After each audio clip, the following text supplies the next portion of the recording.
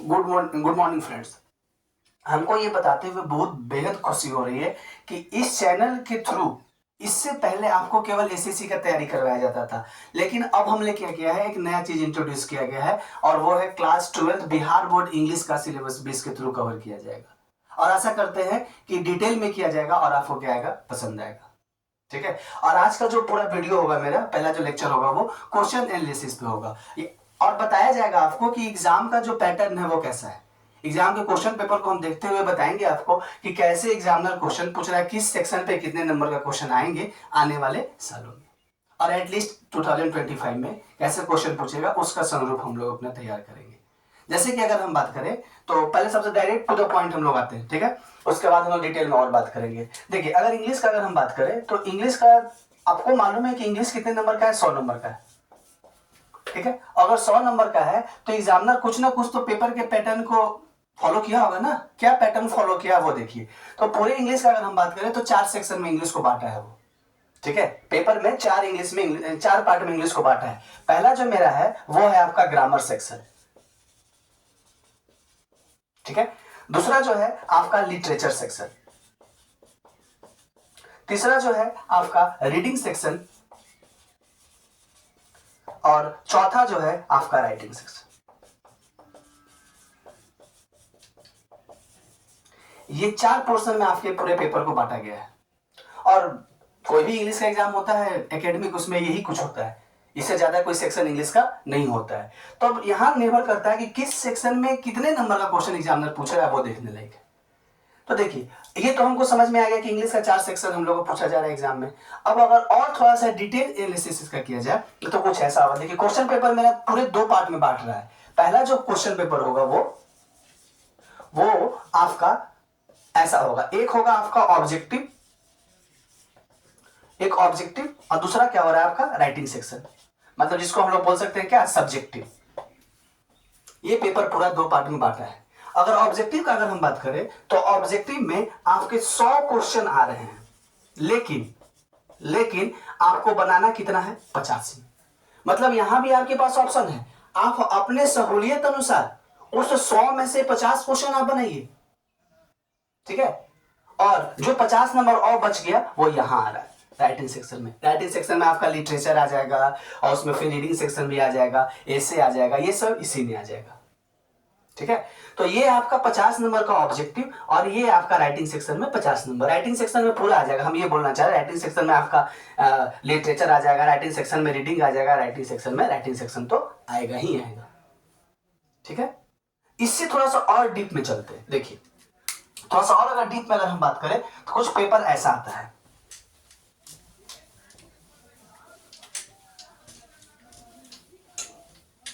तो सबसे पहले हम ऑब्जेक्टिव का बात करेंगे। तो जो ऑब्जेक्टिव क्वेश्चन आ रहे हैं 50 नंबर का, वो कैसा आ रहा है। तो इस ऑब्जेक्टिव का अगर बात करें, जो 50 क्वेश्चन है ऑब्जेक्टिव के, ठीक है, 50 क्वेश्चन आपके ऑब्जेक्टिव पे है, जिसमें कि 100 क्वेश्चन दिखेगा और 50 नंबर, आपको 50 क्वेश्चन बनाने होंगे और 50 नंबर के होंगे, ठीक है। देखिए, इसमें क्या है, इसमें 2 भाग में बांटा है। फिर ऑब्जेक्टिव क्वेश्चन को भी क्या किया, वो 2 भाग में बांट दिया। क्या 2 भाग में बांटा, देखिए, ये क्वेश्चन जो होगा 1 से लेके 1 to 60 और फिर 61 to 100 इस पोर्शन में बांटा है। 1 से लेके 60 और 61 से लेके 100। 1 से लेके 60 तक ये केवल ग्रामर के क्वेश्चन होंगे, ठीक है। और 61 to 100 जो होगा ये आपका बुक, टेक्स्ट बुक होगा, टेक्स्ट बुक बेस्ड क्वेश्चन होगा। 100 क्वेश्चन हो गए 1 से लेके 60 तक और 61 से लेके 100 तक। यहां 100 क्वेश्चन दिख रहे हैं, लेकिन कितने नंबर के, 50 नंबर के, और आपको 50 ही बनाने भी है, मतलब हर क्वेश्चन 1 नंबर का है। अब देखिए, 1 से लेके 60 तक जो 60 क्वेश्चन जो आ रहे हैं वो ग्रामर के आ रहे हैं, और 40 क्वेश्चन जो है कहां से आ रहा है, टेक्स्ट बुक से। ये तो क्लियर हो गया क्वेश्चन का फॉर्मेट ऑब्जेक्टिव वाला क्या है। अब देखिए, और थोड़ा सा अगर डीप में चले तो देखिए कुछ ऐसा है, इसको हम इरेज कर रहे हैं।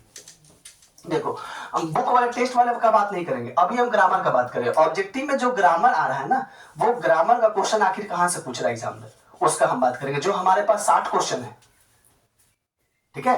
देखिए, अब ग्रामर का अगर हम बात करें तो बहुत सारे बच्चों का बहुत सारा समस्या है। जब हम ऑफलाइन क्लास लेते हैं तो बच्चे बोलते हैं कि सर इंग्लिश में हम इतना लिख के आए, सर मेरा नंबर नहीं आया। कोई बोलता है कि सर हम सब बनाए उसके बाद भी नंबर मेरा नहीं आया। तो हम बोलते हैं कि एकदम सही, आप जो बोल रहे हो वो सही है, आपके बात को हम काट ही नहीं सकते। आप जो बोल रहे हैं वो सब सही है, लेकिन मेरा एक क्वेश्चन उनसे होता है कि आखिर आप तैयारी कैसे किए इंग्लिश का, आखिर क्या सोर्स था आपका, कितना मेहनत किए, किस सेक्शन पे आप कितना काम किए हैं, वो तो बताओ आप हमको, तब ना हम क्लियर कर पाएंगे कि कहां पे गलत हो रहा है। आइदर स्टूडेंट कहीं गलत कर रहे हैं या फिर जो उनका सोर्स है वो गलत कर रहा है, तब ना हम बता पाएंगे। सपोज करते मान के चलते हैं कि हमको फीवर है, ठीक है, और हम दवा जाके ले लिए किसका, पेट दर्द का, तो क्या फीवर मेरा कभी सही होने वाला है? सही होगा? नहीं होगा। या फिर मान लो कि फीवर बहुत जबरदस्त है और केवल एक पैरासीटामोल हम ले लेते हैं, तो क्या उससे भी मेरा फीवर सही हो जाएगा? नहीं होगा।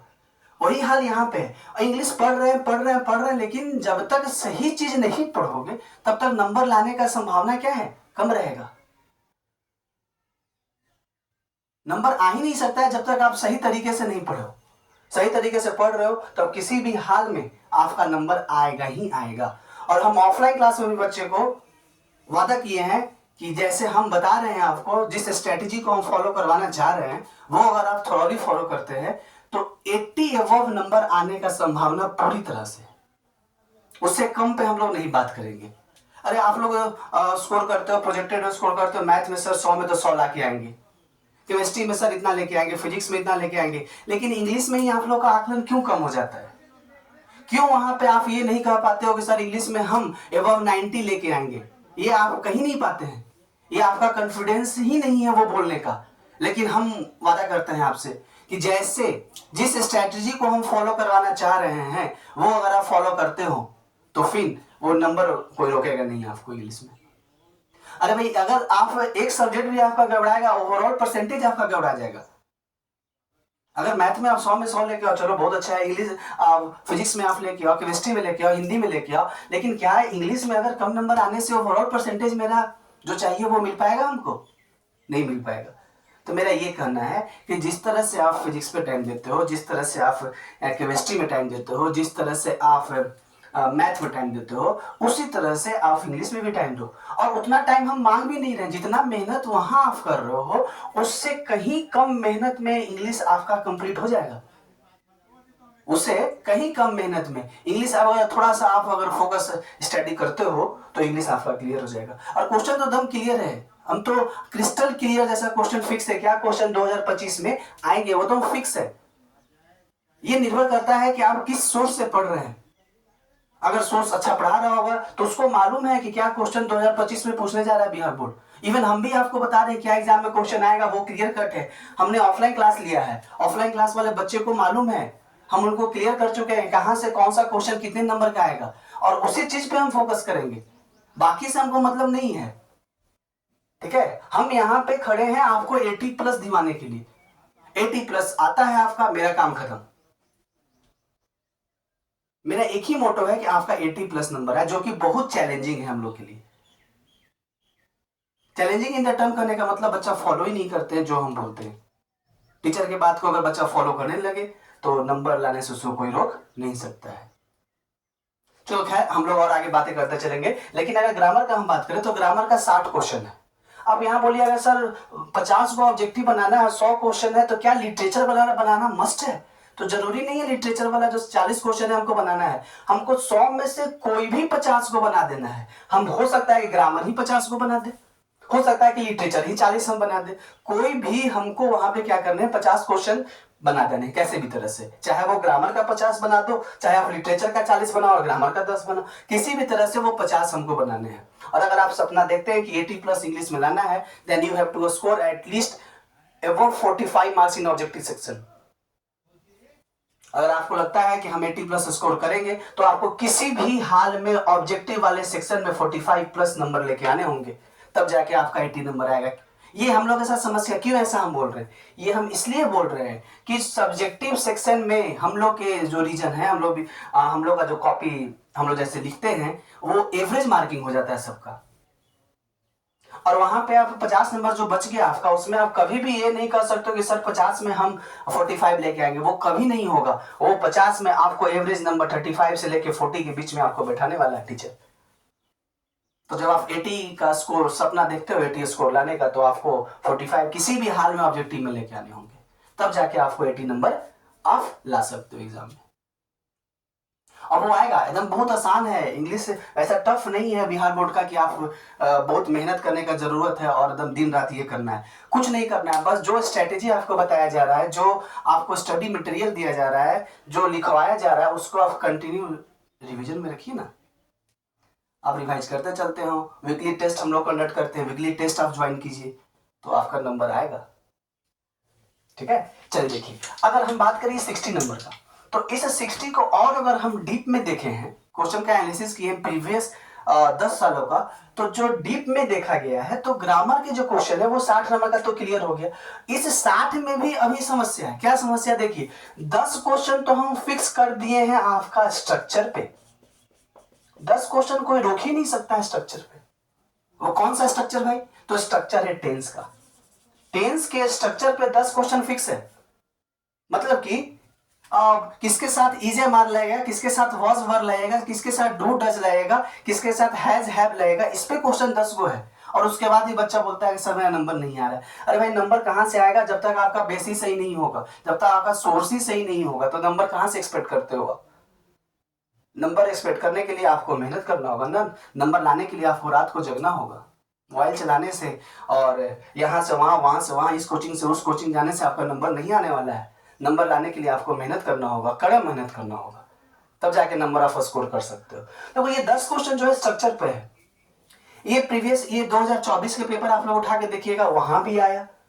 ठीक है, और 10 क्वेश्चन आपका 2023 में भी आया, 2022 में भी आया, 2021 में भी आया, 2020 में भी आया और 2019 में भी आया। तो हम ऐसा मानते हैं कि 2025 में भी आएंगे। स्ट्रक्चर करने का मतलब टेंस से हम बात करना चाह रहे हैं। 10 क्वेश्चन टेंस से फिक्स है, कोई रोक ही नहीं सकता 10 क्वेश्चन को। आने वाले एग्जाम में नेक्स्ट 2025 में भी 10 क्वेश्चन टेंस में आएंगे। और डिपेंड ये करता है कि आप 10 में कितना बनाते हो। और हमको नहीं लगता है कि 10 में 10 बनाने में कोई समस्या होगा। कोई समस्या नहीं होगा, बस फॉलो आवर इंस्ट्रक्शन। जैसा हम लोग बोल रहे हैं ऑफलाइन क्लासेस में, जैसा हम लोग बोल रहे हैं ऑनलाइन क्लासेस में, जैसा आपको हम बता रहे हैं उसको आप फॉलो कीजिए, आपका 10 में 10 आ जाएगा। और आप देखिएगा ना, पूरा जितने भी टेंस का 2019 से 2024 के बीच में जितने भी क्वेश्चन टेंस का पूछा होगा, वो आपके क्लास में हम प्रस्तुत कर देंगे, दिखा देंगे। और आप खुद बोलिएगा सर क्या ये लेवल है बोर्ड का? सोच सकते हो, उससे कहीं लेवल हम लोग अच्छा लेवल पढ़ेंगे, उसके बाद ही बच्चा का नंबर नहीं आता है। तो कारण वही है कि कहीं ना कहीं हम तो मेहनत कर रहे हैं, दूसरे साइड से वो मेहनत नहीं हो पा रहा है। ठीक है, अब देखो, ये 10 क्वेश्चन टेंस का आ रहा है, तो पता है 10 क्वेश्चन टेंस का है, तो हम टेंस पे मेहनत करेंगे। और टेंस जब पढ़ेंगे तो टेंस से रिलेटेड ही ना है पैसिव वॉइस, या फिर जिसको हम लोग बोल सकते हैं वॉइस और नरेशन। तो इन दोनों से भी आप लोग यहां से 3 क्वेश्चन और यहां से 3 क्वेश्चन एक्सपेक्ट कर लो। इस बार पेपर तो हम एनालिसिस किए हैं, लेकिन हम क्लियर नहीं बोल सकते क्योंकि हमको याद नहीं है कितना क्वेश्चन आया है। लेकिन 3 क्वेश्चन तो आपका पैसिव और 3 क्वेश्चन नरेशन आ रहा है। तो आप दोस्त देख सकते हो, 10 और 3 13, 3 16 नंबर का क्वेश्चन आपका टेंस पढ़ते हैं, तो हमको मालूम है कि टेंस पे ही पैसिव वॉइस है और टेंस पे ही नरेशन है। तो 16 नंबर तो ये लेके आ रहा है, ये दो तीन टॉपिक, तो फिर दिक्कत कहां बच रहा है? इनको तो कोई समस्या ही नहीं नंबर स्कोर करने में 80 से अब।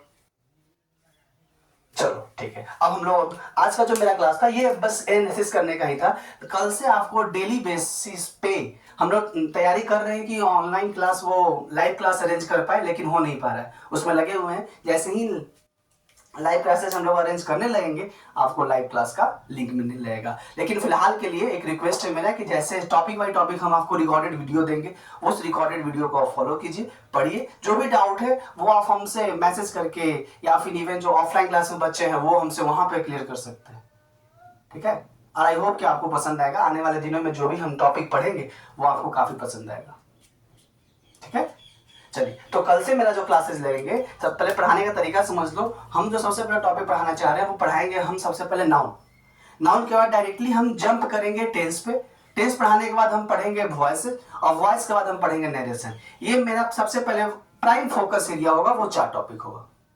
ये करने के बाद ही हम आगे जंप करेंगे।